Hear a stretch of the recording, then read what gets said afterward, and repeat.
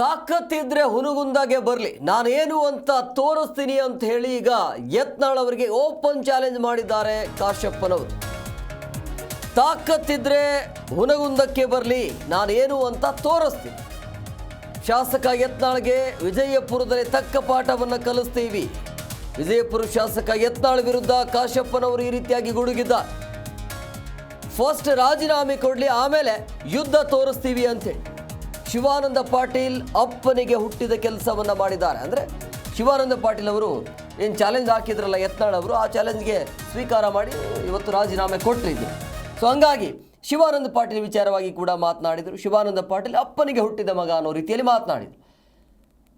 ಶಾಸಕ ಯತ್ನಾಳ್ ಅವರಿಗೆ ವಿಜಯಾನಂದ ಕಾಶ್ಯಪ್ಪನವರು ಕೊಡ್ತಾ ಇರುವಂಥ ಓಪನ್ ಚಾಲೆಂಜ್, ತಾಕತ್ತಿದ್ರೆ ಹುನಗುಂದಕ್ಕೆ ಬಾ ಅಂತೇಳಿ. ಈಗ ಯತ್ನಾಳ್ ಅವರು ಹೋಗ್ತಾರ ಇಲ್ಲ ಅಂಥೇಳಿ ಯತ್ನಾಳ್ ಅವರು ಹೇಳಿದ್ದೇನು, ಅವ್ರು ಎಲ್ಲಿ ಇರ್ತಾರ ಅಲ್ಲೇ ಅವರ ವಿರುದ್ಧ ನಿಂತು ನಾನು ಗೆಲ್ತೀನಿ ಅಂಥೇಳಿ ಅಥವಾ ಸ್ಪರ್ಧೆ ಮಾಡ್ತೀನಿ ಅಂತ. ಈಗ ಇಬ್ಬರ ಕಡೆಯಿಂದ ಓಪನ್ ಚಾಲೆಂಜ್. ಯತ್ನಾಳ್ ಅವರ ಸ್ಟೇಟ್ಮೆಂಟ್ ಏನು ಈಗ, ಅದು ಈಗ ಇರುವಂಥ ಕುತೂಹಲ.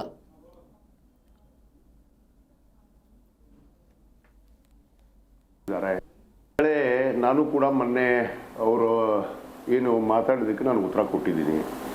ನಮಗೆ ಅಶ್ಲೀಲ ಪದವನ್ನು ಬಳಸುವಂಥ ಒಂದು ಸಂಸ್ಕಾರದಲ್ಲಿ ನಾವು ಜನಿಸಿಲ್ಲ.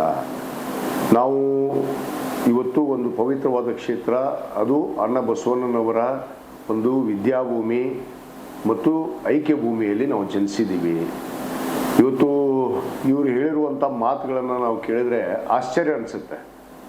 ಇವರು ಯಾವ ಒಂದು ಅವ್ರು ಅಲ್ಲಿ ಹುಟ್ಟಿದ್ರು, ಅವ್ರ ಹೆಸರು ಇದಿರಲಿಲ್ಲ, ಇವರು ಎಲ್ಲಿ ಹುಟ್ಟಿದ್ರು, ಅವ್ರ ಅಪ್ಪಗೆ ಹುಟ್ಟಿದ್ರು ಅಂತನೋ ಮಾತುಗಳನ್ನು ಏನು ಇವತ್ತು ಯತ್ನಾಳ್ ಅವರು ಮಾತಾಡ್ತಾ ಇದ್ದಾರೆ. ಇವರು ಬಹುತೇಕ ನನಗೆಲ್ಲೋ ಅನಿಸುತ್ತೆ ಇವರು ಎಲ್ಲಿ ಯಾವ ಜನಾಂಗದಲ್ಲಿ ಜನಿಸಿದ್ರು ಅನ್ನೋದು ನನಗೊಂದು ಇವತ್ತು ಸಂದೇಹ ಪ್ರಾರಂಭ ಆಗಿದೆ. ಯಾಕಂದರೆ ಇವರು ಲಿಂಗಾಯತ ಧರ್ಮದಲ್ಲಿ ಜನಿಸಿದವರು ಅಥವಾ ಬೇರೆ ಧರ್ಮದಲ್ಲಿ ಜನಿಸಿದವರು ಅಥವಾ ಏನು ಇವರು ಸಂಸ್ಕಾರನೇ ಹೀಗಿತ್ತೋ ಅಥವಾ ಇವರು ಕಲಿಸಿದ ಪಾಠ ಕಲ್ಕೊಂಬಂದಿದ್ದೋ ಇದು ಇದೆಯೋ ಅನ್ನೋದು ನನಗೆ ಸ್ವಲ್ಪ ಸಂದೇಹ ಆಗ್ತಾ ಇದೆ. ಇವತ್ತೇನು ನನ್ನ ಬಗ್ಗೆ ಶಿವಾನಂದ ಪಾಟೀಲ್ ಅವ್ರ ಬಗ್ಗೆ ನಮ್ಮ ತಂದೆಗೆ ಹುಟ್ಟಿದೀವೋ ಇಲ್ಲೋ ಅನ್ನೋ ಪ್ರಶ್ನೆ ಮಾಡಿದ್ದಾರೆ. ಆ ತಂದೆಗೆ ಹುಟ್ಟಿದೀವೋ ಇಲ್ಲೋ ಅನ್ನೋದನ್ನು ಜನ ಇವತ್ತು ತೀರ್ಮಾನ ಮಾಡಿ ನಮಗೊಂದು ಅಧಿಕಾರ ಅಂತ ಕೊಟ್ಟಿದ್ದಾರೆ. ಅವರು ಕೂಡ ಇವತ್ತು ಘನ ಸರ್ಕಾರದ ಸಚಿವರಿದ್ದಾರೆ, ನಾನು ಕೂಡ ಶಾಸಕನಾಗಿ ಕೆಲಸ ಮಾಡ್ತೀನಿ.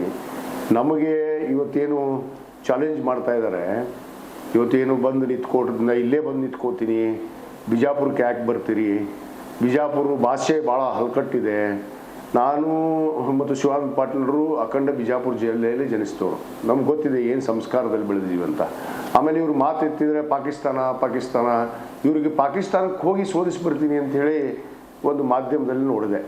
ನಾವು ಭಾರತ ದೇಶದಲ್ಲಿ ಜನಿಸಿ ಭಾರತ ದೇಶದಲ್ಲಿ ಇದ್ದೀವೋ, ಇವತ್ತು ಇವರು ಯಾವ ದೇಶದಲ್ಲಿ ಇದ್ದೀವಿ ಅಂತ ಮಾತಾಡ್ತಾ ಇದ್ದಾರೆ ಅನ್ನೋದು ನನಗೆ ಸ್ವಲ್ಪ ಸಂದೇಹ ಆಗ್ತಾ ಇದೆ. ಯಾಕಂದರೆ ಭಾರತ ದೇಶದಲ್ಲೇ ಇದ್ದೀವಿ, ಅದು ಪವಿತ್ರವಾದ ಅಣ್ಣ ಬಸವಣ್ಣನ ನಾಡಿದು. ಯಾಕಂದರೆ ಉತ್ತರ ಕರ್ನಾಟಕ ಅಂದರೆ ಅಣ್ಣ ಬಸವಣ್ಣನವರ ಒಂದು ಸಂಸ್ಕಾರ. ಇವತ್ತು ಏನು ಅಕ್ಷರವನ್ನು ದಾನವಾಗಿ ಕೊಟ್ಟಂಥವ್ರು, ಇವತ್ತು ನಮಗೆ ವಚನದ ಮೂಲಕ ನಮಗೆ ಮಾನವೀಯತೆಯನ್ನು ಕಲಿಸಿದಂಥವ್ರು, ಇವತ್ತು ನಮ್ಮ